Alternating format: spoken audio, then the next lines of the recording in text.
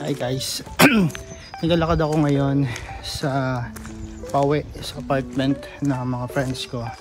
And papakita ko sa inyo yung mga apartment. Actually dito rin kami nag-apartment noong mga unang years namin. And sabihin ko lang na hindi lahat ng apartment ay ganito. And hindi din lahat yung pare-pareho ganun. So ito yung mga halimbawa ng mga apartment dito sa napuntahan namin dito sa Schwerin, Mecklenburg, Pepperman. Tapos sa Pilipinas, ano siya, yung mga condominium unit sa atin. Pero lumang version to. Kasi ito nga yung ano, nire-renovate. Pero syempre hindi naman lahat ng apartment ay ganito sa buong Germany. Depende yan sa city na mapupunta sa inyo.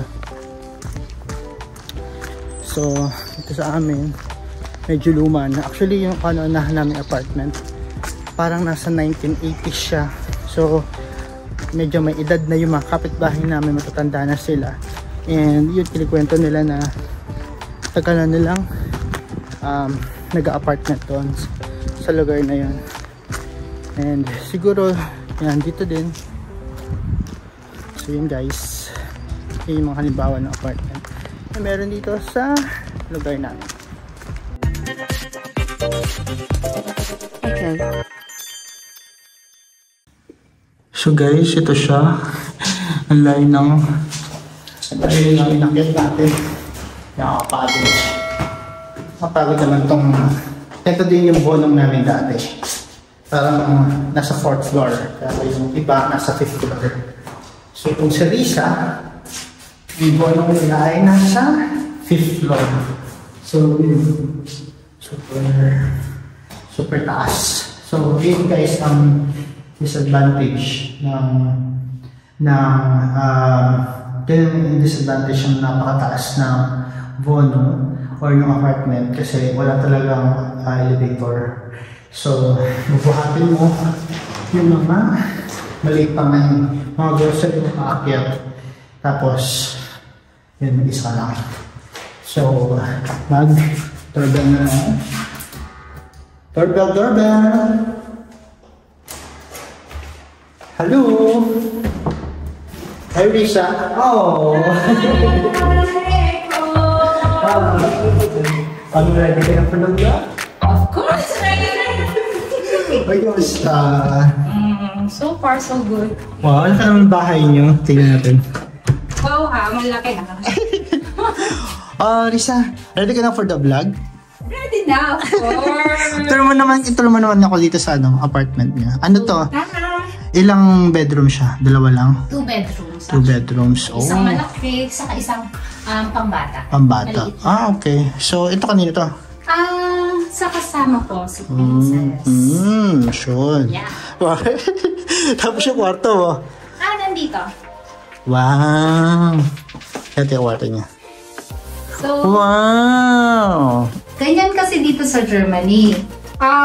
Usually ang mga bahay, isang malaki, saka isang maliit, pang family, pang mag-asawa and isang anak. Nila. Okay. Ito yung high zoom. Yung heater. Tapos may... Tapos, pag nag-aaral ako. Wow. Studios. Studios siya. Char lang yun ha. Tapos itong mga bed nyo, ano siya? Itong bed, provided to ng agency namin dito. So, dumating kami, may bed na, may aparador na, may mga ganyang maliliit na mobile or appliances. So, itutur kita sa banyo namin. Sige, tingnan natin yung banyo. Wardrobe Art Evangelista. Totoo ba? Halit lang pala. Napansin ko may ano dito, may washing machine na. Washing machine, provided din ng aming employer. Tapos, ano yung meron dito? So, ayan, may bathtub and mga things namin na gagamit. So, siyempre, hindi mawawala ang tabo! Kasi sa amin, sa apartment namin, hindi kasama ang washing machine sa CR. Sa CR. So, lahat... So, sa laki ba naman ng banyo nyo. Ganun na nga lang. Oh. Actually, ganito talaga. So, nakapunta na ako sa inyo. Pero ang weird ng ganong system. Oh, yung maglalaba ka sa baba pa, isasampay mo, iaakyat mo pa. Diba? I mean, hindi siya maganda. Gusto ko yung ganitong way. Set up na ano. Ganitong set up. Saan yan? Ano nga parang Tagalog? Living room. Living room! English. Tagalog talaga. Siyempre, pag may bisita, pwede mo i-entertain and all. Medyo malaki siya actually. Oo. Sa akin, no? And ayan, may TV. Yung TV, yung mga appliances, tsaka yung mga sala nyo. Provided ba siya o kayo nang namili nito? Itong TV, provided siya. Itong sala, ayan ay biyaya ng ibaba. I mean, kalakal. Pero dito kasi sa Germany, yung mga mobile, o yung mga like sofas and all, like tinatapon ng mga lokal dito. Pero maaayos pa. So, what we do is, imbes na bumili ng bago, okay pa naman. As in okay na okay siya. So, uuwi na naman namin. Bali, pagdating namin dito, may mga appliances na like TV, washing machine, refrigerators, and yung iba pa. Bali, binabayaran namin yan monthly sa employer namin. Like, pin-provide nila lahat, pati sa mga paint niyan. Plantita ang aking kasama sa bahay. Wow, ganda naman. Plantita din. Mura lang ba yung mga ano dito? Mga halaman? Actually, may kamahalan din. Pero, syempre, worth it naman, nakakawala ng stress. Tapos nag-ano din kayo? Totoo ba yan? Pag-usapan natin yung mga naging medyo problema when it comes sa apartment. Nung unang-unang mga taon nyo dito, ano yung mga naging encounter problems? Actually, unang-una yan yung sa ingay. Kasi usually tayo mga Pilipino is very loud tayo, especially pag nagpo-party, birthday party, Christmas party, and all. Pag nagkikita-kita lang, as in, ang ingay talaga. Ibang-iba sila dito.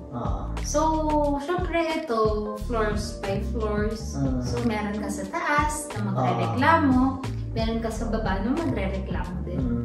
So, ayun, kapag maingay ka, syempre, nakaka-istorbo ka sa taas at sa baba and sa buong bonong mo.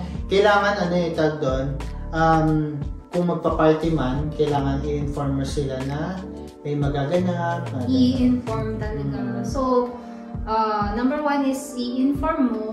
Number 2 is kailangan marunong kang makisama or makisabay sa kanila. Especially, meron sila ditong parang oras ng pahinga. Sundays, actually, pahinga talaga nila yan. Rest day talaga nila yan. Family day kasi nila yun. So, nasa bahay lang sila. Yung iba nga, may mga kapitbahay na ultimo paglalaba. Naririnig nila yan, ayaw nila yan. Talaga. So, very, sila dito sa Sunday is pahinga day. Then, syempre, pero ultimate na bawal maglaba sa Sunday o minsan lang naman? Hindi naman. May mga nagkakataon lang na may mga kapitbahay na nagre-reklamo. Ano pa? Basura? Basura! Kasi kailangan ibaba pa. Tapos, kailangan i-segregate. Segregated dapat. Meron kasi nabubulok at hindi nabubulok. Kasi kung pagsama-sama... And then, of course, sa mga glass. Iba pa yan. Sa glass, may white, may brown, and may parang brown. Kailangan color by color mo siyang itatapon. Bakit problema ang grocery? Sobrang bigat. Kasi nasa taas ka. Especially sa pinakataas na kami dito sa 5th floor. So, pag bibili ka ng medyo may kabigatan, syempre yung rice natin, halimbawa, Coke, 1 litro lang, di ba? Or pag nagsama-sama yan, 1 kilong pork, or nakabili ka ng 1 kilong onion, pag nagsama-sama yan, ang bigat na yan. Kasi walang, walang elevator. Walang elevator. Sa mga, pili lang ang may elevator dito. Kasi yung mga yun ay bukod sa mahal ay may mga matatanda. Priority nila yung may mga matatanda. tanda. Kaya may list sila. Pero usually, kahit sa Paris, kahit saan, wala talaga. Wala. So, everyday, iyak. Pasisampay. Bilang Pinesa, may tayo maglaba. Hindi problema mo ba yung pasisampay? Sa pagsasampay naman, yung washing machine naman namin, paglabas naman yan is parang flush na lang. So, depende sa settings mo ng washing machine. Tapos, washing machine na dried na talaga paglabas. Ito ko kayo sa balcon namin. Laki. Balcon na, no? Napansin ko yung ibang mga kasamahan natin, may mga balcon sila, minsan wala. Ano yung pagkakaiba ng mga ganong apartment? Actually, medyo may kamahalan ng mga may balcon. Kasi nga naman, nakakawala din naman ng stress dito. I mean, mas magandang may balcon. And of course, may mga halimbawa prints or mga smoker. Siyempre, dito yung area nila. Diba? Kesa sa loob ng bahay or kesa bumaba. Ito yung sampayan namin. Wow, Pinoy na Pinoy. Ang sampayan natin. Pero pwede maglagay ng naglalagay kayo ng mga halaman dito, mga lalo na pag summer or fruiting or kung tawagin is spring? Spring. Wow. So ito yung neighborhood nyo? nyo? Parang may mga araw. Yeah, this is my neighborhood. Ang saya. May kilala ka dito sa mga... Wala. Dito sa Germany, gusto ko po, hindi mo makikilala ng mga partner. Kasi usually, bababa lang din sila kapag may itatapong basura or pagpasok din bahay. So saan yung basurahan nyo? So baba pa sa talaga? Sa baba pa. Ayun lang ang medyo nakakapagod. Actually, depende din naman yan. Magkano ang apartment, 2-bedroom apartment? So, dito sa presyo, iba-iba kasi yan eh. Iba-iba. May like here in Schwerin, siguro i-range natin siya itong 2 bedrooms nasa 530 to 550. Sabihin na natin ganun. So paghahatian niya ng kasama mo, dalawa. Pero kung gusto mo syempre mag-isa at peace of mind is life. So okay, then magbayad ka ng 450. Isa lang. Pero actually, mura pa yun ha. Oo. Kasi sa ibang city, sobrang mahal. Tapos depende pa pag merong balkon, merong... Basta kung ano yung mga features ng bahay. Depende. Nadadagdag pa nadagdag. Tapos, depende din yun sa lugar, kung nasaan siya, kung nasa center siya ng city, nasa village siya, pero maganda yung view, katulad nung sa amin. Village siya, pero maganda yung view kasi yun yung binabayaran mo. And then wag mong i-expect na like sa Berlin, city of Berlin, Hamburg, and yung iba pang mga cities na may ganun kamurang like 550 for 2 bedrooms. Wag mo i-expect yun. Kasi yung sa Berlin kasi yung friend ko, malayo na sila doon sa city mismo. Pero yung work na mismo natin, so kapag sa city center. Ang technique kasi doon, para mas makamura ka, sa malayo ka talaga. Oh my God. Parang nabawi lang din kasi nagtatravel ka. Nagtatravel ka talaga. Yun talaga. Now, welcome to our kitchen. Kala mo may special eh.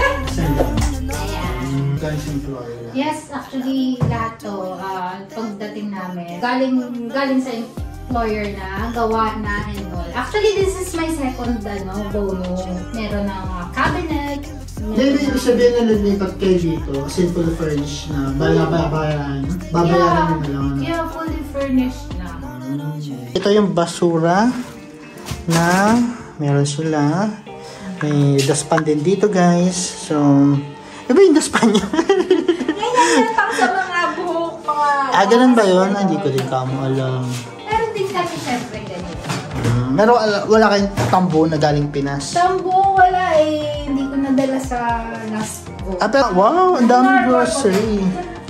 Daming grocery. So yung mga ganito, dito nyo nabibili? Or galing pang Pinas yan? Ito galing tong Pinas. Pero may nabibili ka dito? Pero meron sa Asian store. Ewan ko lang kung mega or dito. So, pwede kang din parang ligo yata. Pero, syempre, mas mahal, parang 3 times the presyo sa Pinas. Syempre, pag umuwi ka ng Pinas, yung mga dinadala mo, mga food, lalo ako, yung mga food talaga yung dinadala ko na mamimiss ko dito sa Germany. Ah, okay. Ibig sabihin, available din pala dito sa Germany yung mga ganyan. Pag na-miss mo yung mga pampasarap. True. Tapos, sabi mo may ano ka, ay pero galing yan sa Pinas ano, yung mga bagoong mo. Siyempre, Yung mga- especially yung Ang Tomas. Mga mura lang ba dito yung mga appliances? Depende. Kasi minsan nagsisale naman sila. So, pag nagsisale, yun, mas mura. Especially pag magpapasko. Siya ang kauna-unahan natin na-request ng pagdating natin dito ay ang rice cooker! Ano yan? So, ito! Siyempre, lagi. Ito galing saan to? Binibili mo Sa grocery. sa grocery talaga? Siyempre, dapat kasi pag bibili ka sa grocery, may dala kang ganito. Kasi, May bayad may lang. bayad lahat. So ito ano laman So, yan? ang naman ito, surprise! Tapos, Ayan. ipunin mo siya kasi siya ay may deposit. Deposit. Ayan. So, ang tawag dyan is fund. Ito. Ayan. So, ganyan mo makikita. Pag kami ganyan, ibig sabihin, meron siyang Ito. deposit na magkano 25 is cents. 25 cents. For me kasi walang madali eh. Walang madali. I mean, paghihirapan mo talaga. Unang-una dito sa Germany, bago ka makapunta dito, kailangan mo unang ipasa yung language nila. 4 levels yan. A1, A2, B1, B2. So, kailangan parang within that, kung ilan mang months ang ibibigay sa inyo ng agency nyo na paghahanda, like for us, actually mga almost 8 months. So, aralin yung language nila and syempre kailangan yung ipasa. Yung anxiety na pagpunta dito, ano yung may papayo mo sa kanila na? Number 1 dun is kailangan malakas ang loob mo. Buo ang loob mo. Hindi yung pupunta ka lang dito dahil wala lang. Dapat may reason ka talaga. So pagpunta mo dito, for example, your families. Syempre, number 1 yun, di ba? Lahat naman tayo, yun yung reason. Almost, lahat. Ayun ang reasons. So, kailangan buo ang loob mo. Kakayanin mo kahit sobrang hirap. Sobrang hirap tumira abroad. Akala lang nila madali. Pero nandyan yung pagka-miss mo sa mga loved ones mo, yung mag-isa ka, and then yung time nila dito, bagong culture and all, di ba? So yun guys, yung all about sa apartment natin. And yun sa mga iba pa nating ganap. And iba pa nating mga topics all about apartment. Susunod natin yan dito sa ating vlog.